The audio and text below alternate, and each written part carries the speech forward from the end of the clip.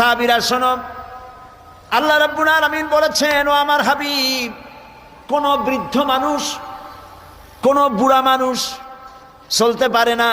এই লোকটি যখন আমার দরবারে হাত তুলে যখন কান্দে আর বলে, আল্লাহ, আগের মতো রোজগার করতে পারি না বলে সংসারে আমার কোনো দাম নাই, আমি আগের মতো চোখে দেখি না, আগের মতো কানে শুনি না, আগের মতো দাঁড়াইতে পারি না, হাঁটতে পারি না, কোনো জায়গায় মূল্য নাই, দাম নাই, আর তোমার কাছে যে আমি চাইবো সাহসও পাই না, কারণ বিগত জীবনটা নাফরমানি করে কাটাইছি। তুমি করেছো মেহেরবানি, আমি করেছি নাফরমানি, চাওয়ার মতো পথ হারিয়ে ফেলেছি মাবুদ, তুমি ছাড়া আমার কেউ নাই।